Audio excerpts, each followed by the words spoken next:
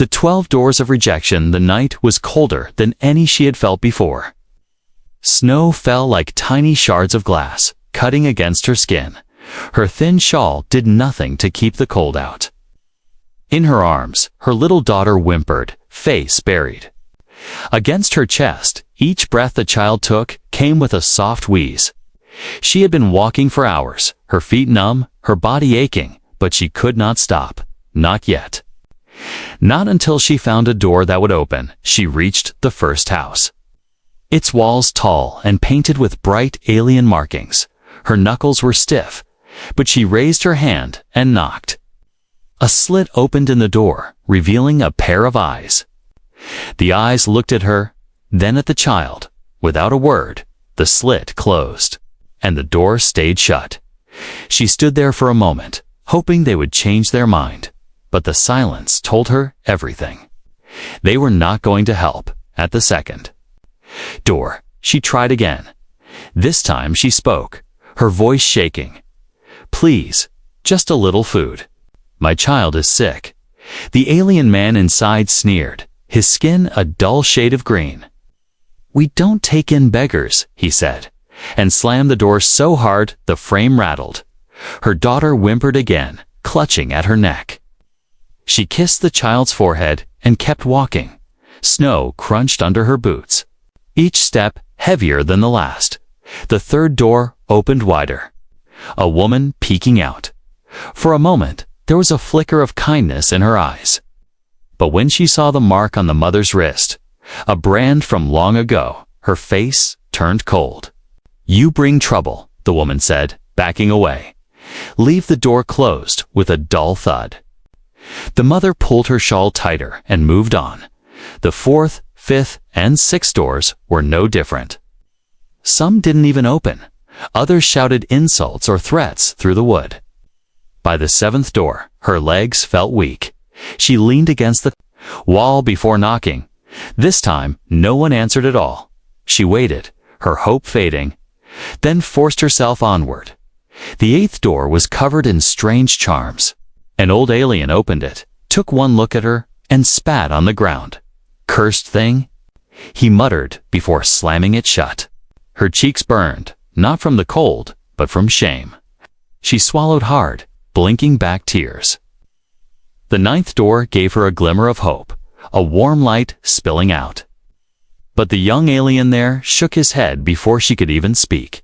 He gestured for her to go away, his eyes darting nervously. Someone inside whispered, "Don't let her in." And the door closed. By the 10th door, her fingers were too stiff to knock properly. She used her shoulder to tap against the frame. The person inside looked at her with disgust. "No room, no food. Go," they said. The words felt like stones hitting her chest. Still, she turned away, because what else could she do? The 11th door was worse. The alien there stepped outside and shoved her. She stumbled back into the snow, almost dropping her daughter. The man hissed something in his language, something that sounded like a curse. Her daughter began to cry, her small voice breaking the night. Finally, she reached the 12th door. Her heart pounded as she knocked. The door opened just enough for a face to appear before she could speak. The alien behind it laughed, a cruel, mocking sound. 13 tries. "Is that your plan?" he said, and slammed the door in her face. She didn't even have the strength to respond. For a long moment, she stood there in the snow. The cold wind whipped her hair, the night swallowing her hope. Her daughter's breathing was shallow now. The weight in her arms felt heavier, not from size, but from fear. Tears blurred her vision, but she kept walking. Her boots sank into the snow with each step, the world silent except for the crunch beneath her feet. Then she saw it. At the end of the street, past the frozen market stalls, stood a small house. It was different from the others, built from strange materials. Square and solid, she recognized the style from stories she'd heard. It was human, a human house, in the middle of the alien district. Her heart gave a weak flutter of hope. Humans were rare here, and she had never spoken to one. But she had heard whispers. Some said they were cruel. Others said they were strange. And a few, only a few, said they had hearts that could not turn away from the desperate. She stopped a few steps away, looking at the door. Her lips trembled as she whispered to herself, 13. It's my last hope. The wind howled behind her, snow swirling in the air. With the last of her strength, she stepped forward and raised her hand. Her knock was soft at first. Then louder, she waited, her breath held, her arms tightening around her child, and then the door creaked open. The door opened slowly. As if the person inside was unsure, a warm light spilled out into the snowy night. Touching her frozen skin, she looked up and saw him, a tall man. His features unlike any alien she had known. His skin was pale compared to hers. His eyes, a deep brown that seemed to study her carefully. He wore a thick jacket, and steam rose from the mug in his hand. For a moment, neither spoke. The only sound was the wind behind her and the soft whimper of the child in her arms. Please. Show mercy, she whispered, her voice weak. The human looked at the child, then back at her. His eyebrows drew together in a frown, not of anger, but of concern. What happened to you? Case, his voice steady but gentle. She shook her head, too cold and too tired to explain. The child shifted, eyes half closed. Without asking more, he stepped aside and said, "Come in." She hesitated for a second. It could be another trick. But the warmth spilling from inside was like a promise. She stepped through the doorway, her boots leaving a trail of melting snow. The door closed behind her with a soft thud, shutting out the cold. Her legs wobbled as the sudden heat surrounded her. She almost collapsed, but the human caught her elbow, steadying her. The room smelled faintly of something she didn't know, warm spices and wood smoke. There was a small fire crackling in a metal stove. The furniture was simple, a mix of human and alien designs. The child in her arms lifted her head slightly, drawn to the warmth. The human pointed to a chair near the stove. "Sit. I'll get you something hot." She lowered herself into the chair, feeling its softness against her back. Her hands, stiff from the cold, slowly began to relax. He returned with a cup of steaming water. "No tea. Sorry," he said, handing it to her. She didn't care. The heat from the cup was enough to make her fingers sting as they warmed. The child reached for the cup, and she let her take a small sip. For the first time in days, the little girl's breathing eased. The human watched them quietly, leaning against the table. "You're not from around here," he said. More as a fact than a question, she nodded slightly, not meeting his eyes. He didn't press. Instead, he pulled out a plate and placed a few slices of bread on it.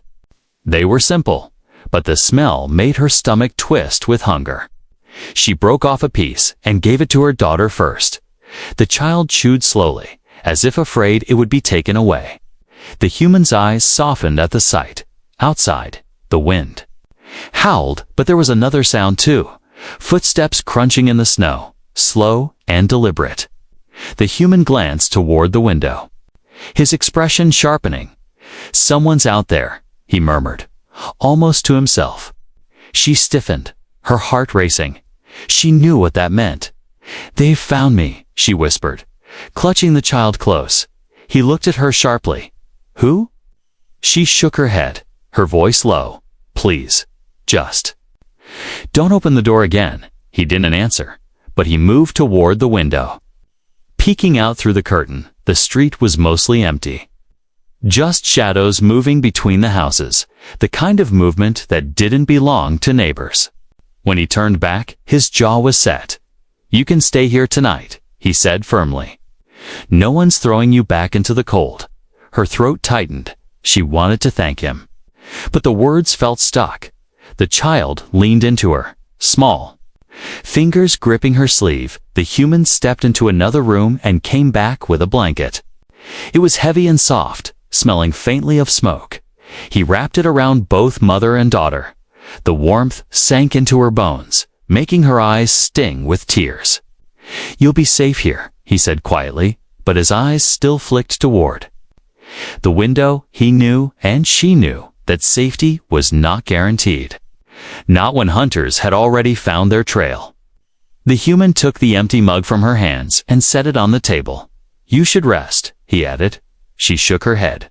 "If I sleep, they might come. Then I'll keep watch," he replied simply. There was no hesitation, no fear in his tone. She studied him for a moment, wondering why. Why would a stranger, a human, care enough to risk himself for her? She didn't know the answer, but for the first time in a long while, she felt the faintest spark of hope.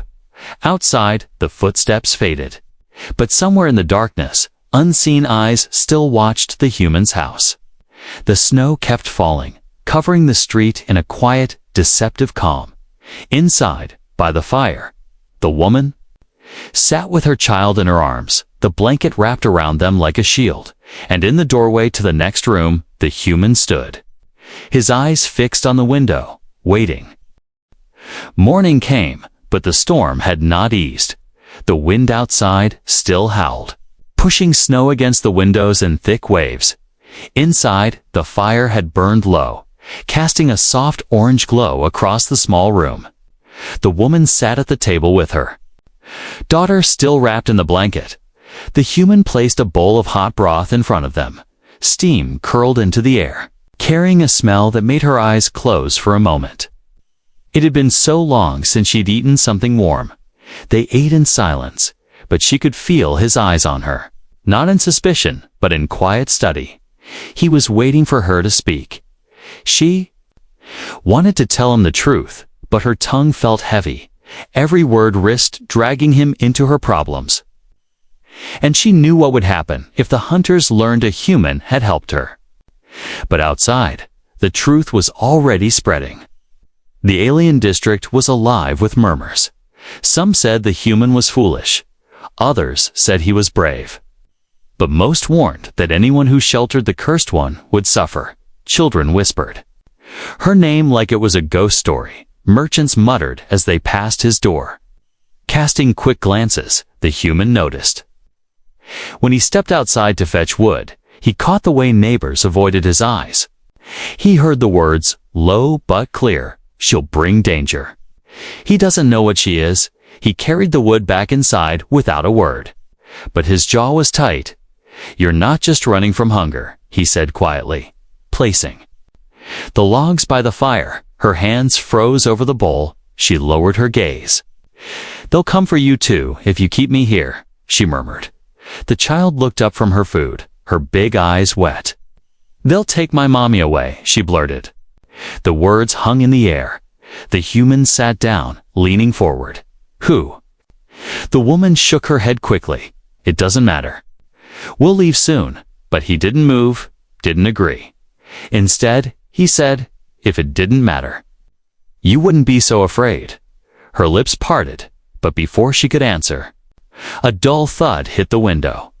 They both turned. A stone had landed on the sill, tied with a strip of cloth. The human stood and opened the window just enough to grab it. The cloth was dark red, marked with a strange symbol. The woman's face went pale. "It's a warning," she whispered. Clutching her daughter closer, the human placed the stone on the table, studying the mark. "They already know you're here," he said, voice low. She nodded, her hands trembling. "They don't forgive.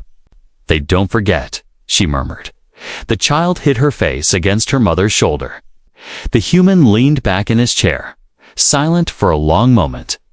Then he said, "Tell me everything." At first, she stayed quiet. Her mind was tangled with fear and shame, but she could see in his eyes that he wasn't asking out of curiosity. He was asking because he needed to know how to protect them. Her voice was small when she began. "I was taken by a clan. They said I was to serve them." She touched the faint scar on her wrist where the brand still showed. "They said my daughter would belong to them too." When she was old enough, her voice broke. "I couldn't let them take her," she said, holding the child tighter. so we ran. But they followed, and in every town they told people I was cursed, dangerous, a thief. The human listened without interrupting. His face didn't change, but his hands clenched slightly on the table. They used fear to turn everyone against you, he said quietly. She nodded, tears gathering in her eyes. They want her, she said. Looking down at her daughter, they'll never stop. The human exhaled slowly. You should have told me last night, he said, her lips trembled, and risk you throwing us out like the others. He shook his head. I don't throw people away. Outside, footsteps passed again. Voices murmured just beyond the door. The human stood and went to the window, parting the curtain just enough to see. Two figures lingered near the end of the street, their shapes blurred by falling snow. They didn't move like neighbors, they moved like watchers. He let the curtain fall back. They're already here, he said. The woman's heart raced. Her first instinct was to grab her daughter and run. But the human's voice stopped. If you go out there now, you won't make it past the corner, he said firmly. She met his gaze. For the first time, she saw something fierce in his eyes. Not just kindness, determination. He turned toward the fire, throwing another log in. We'll deal with them, he said simply. She swallowed hard. You don't understand what they can do. He glanced back at her, a faint, almost dangerous smile touching his lips. You don't understand what I can do. The fire crackled softly, but the air in the room was tense. The human sat across from the woman, his hands resting on the table. Outside, the wind still pushed snow against the walls, hiding the footsteps that came and went. The child had fallen asleep in her mother's lap, a breathing slow and steady. It was the first peaceful rest she'd had in days. But her mother's eyes stayed open. She knew peace was fragile here. One knock at the door could shatter it. You said they branded you, the human began, his voice calm. The woman nodded, her fingers brushing over the faint scar on her wrist. It was the mark of their house. The mark of ownership, she whispered. They said it meant I belonged to them, body and soul. Her voice trembled, but she kept speaking. I was taken when I was young, sold to the clan. They are not like the people in this district. They are powerful, feared. The human leaned forward slightly. And they wanted your daughter. Her eyes hardened. Yes. She is my blood, my child. And they saw her as their future servant when she was born. They said it was only a matter of time before she was theirs. I could not let that happen, so I ran, even knowing they would hunt me. She told him how she had crossed frozen valleys, hidden in the cargo holds of traders. How she had begged for food, only to be met with closed doors. Each rejection had pushed her further toward despair. But still, I kept moving, she said quietly. Because every step away from them was a step toward keeping her safe. The human listened without interrupting, his gaze steady. He wasn't looking at her like she was a burden or a danger. He was looking at her like someone who deserved to be heard. When she finished, he leaned back. You've been running for too long, he said. They've made you believe no one will stand with you, but that's about to change. Her brow furrowed. You don't know what they're capable of, she warned. They don't just kill. They destroy everything connected to their enemies. He met her gaze without flinching. And yet you're still alive, he said. That means they can be beaten. She shook her head. No. It means I've been lucky, but he didn't seem convinced. Luck doesn't get you this far, he replied. It takes strength, and you've got that, even if you don't see it. His words were steady, not loud. But they carried a weight that made her chest tighten. Then, his voice dropped lower. I need to know if they'll come tonight. Her hands tightened around her daughter. They never wait long, she admitted. They like to strike when the fear is fresh. Then we prepare, he said simply. She stared at him, confused. You're not afraid? I've been afraid before, he said. but fear doesn't decide what I do." She searched his face for any sign of hesitation, but there was none. Instead, she saw something dangerous there. Not recklessness, but a steady resolve. Before she could answer, there was a soft tap at the window. They both froze. The human moved to the side quietly, pulling the curtain just enough to see. A small piece of paper had been pressed against the glass with frost. He opened the window slightly and pulled it inside. The paper was marked with the same red symbol as the stone from the night before. This time, there were words too written. In a sharp, curling script, "They're claiming you," he said after reading it. The woman's breath caught. "It means they've announced to the district that I belong to them. And anyone who helps me will be punished." He set the paper down on the table, his eyes darkening. "Then I guess they'll have to punish me too," he said. She looked at him in shock. "You would risk that for someone you just met?" "You knocked on my door," he said simply. "That makes you my responsibility now." Her throat tightened. She wanted to argue, to tell him to let her go before it was too late. But part of her, a part buried deep, wanted to believe. Wanted to believe that someone could stand in front of her instead of turning away. The wind outside grew stronger, rattling the shutters. Somewhere in the distance, a door slammed, followed by muffled voices. The human walked to the stove and checked the fire, adding another log. "They'll come tonight," she said softly, almost to herself. He glanced back at her. "Then I'll be ready," he replied. Night fell quickly, swallowing the streets in shadows. The snow had stopped. But the air was colder than before. Inside the human's house, the fire burned bright. But it could not warm the tension in the room. The woman sat with her daughter on the couch, her eyes flicking to the window every few seconds. The human was moving around the house quietly, checking the locks, adjusting the curtains. He had placed a heavy metal rod by the door and another near the window. She could see the way his shoulders stayed tense, as if waiting for something outside. The district was unusually quiet. The usual hum of distant voices and footsteps was gone, replaced by an empty stillness. It was the kind of silence that came before trouble. The child sensed it too. She clung to her mother without speaking. The woman wanted to tell her it would be fine, but the words wouldn't come. She didn't know if tonight would end with safety or with running again. A soft scrape echoed. From the back of the house, the human's head snapped toward the sound. He moved to the side, signaling for them to stay where they were. She held her daughter tighter, her heartbeat quickening. Another sound followed, a faint creak of snow under boots. There was no doubt now, they were here. The human reached the back window and peered through the narrow gap between the curtain and the wall. Two figures were moving in the darkness, their shapes tall and heavy. They carried long weapons slung across their backs. He stepped back silently, his grip tightening on the metal rod. "They're trying to back first," he whispered. The woman's breath caught.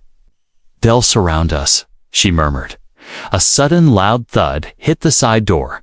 The child flinched, burying her face against her mother's chest. The human didn't hesitate. He moved to the door and braced himself. Another slam followed, the wood shaking under the force. They were testing its strength. He waited, his body still, listening to their movements. Then, without warning, the handle rattled violently.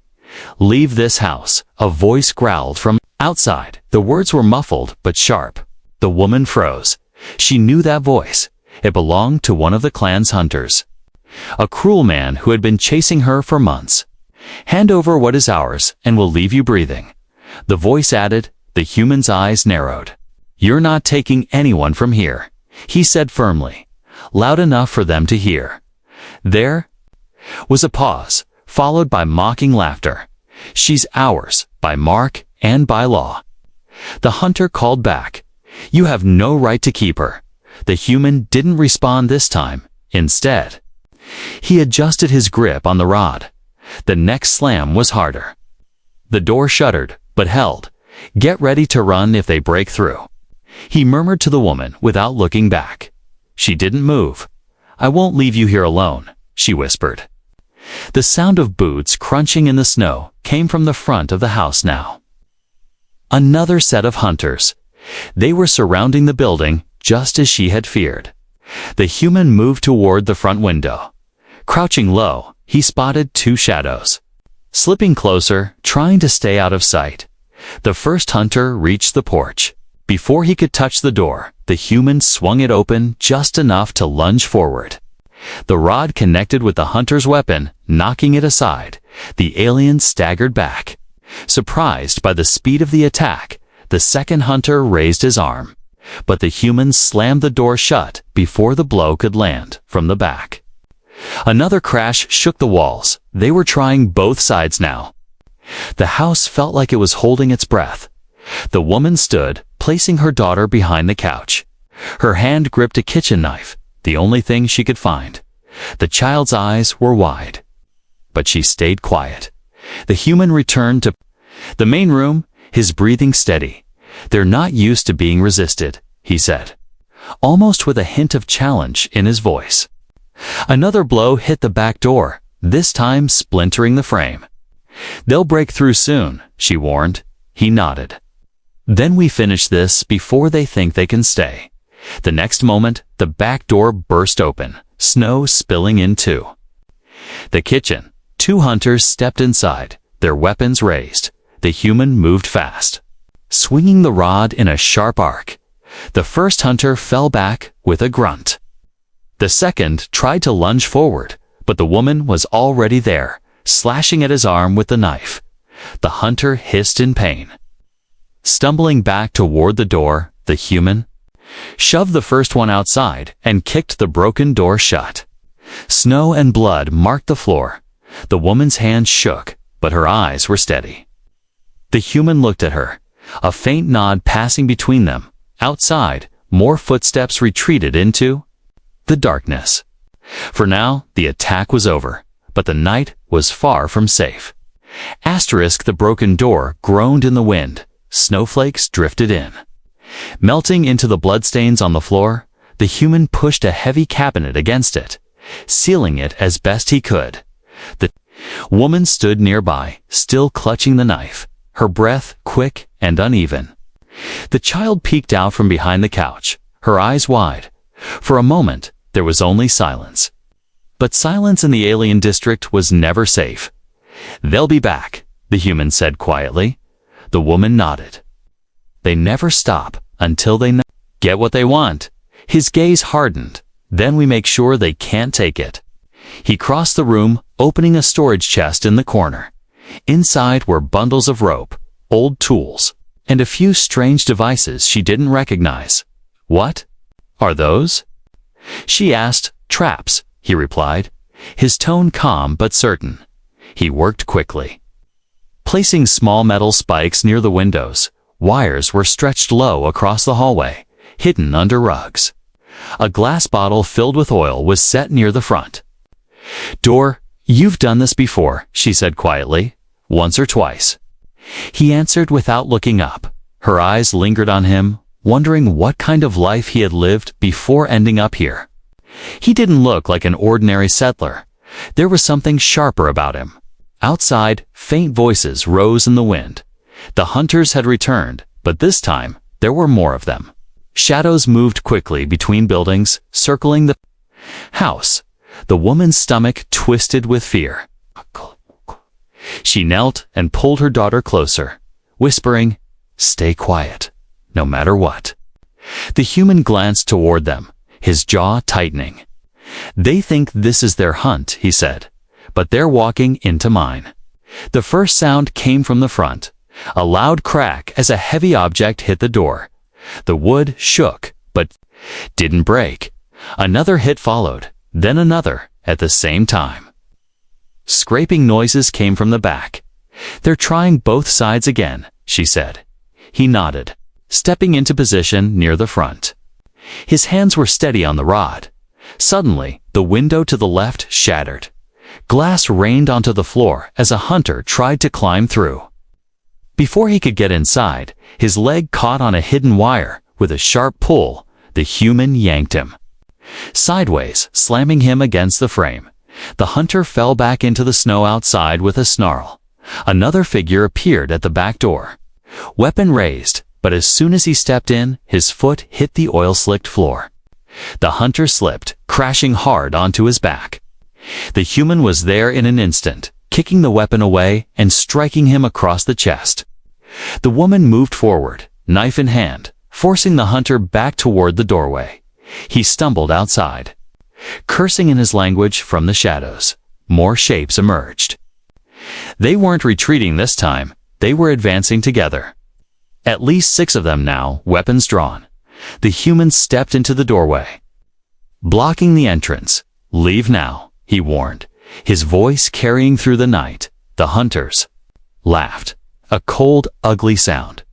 "She belongs to us," one of them growled. "You can't fight us all," another added.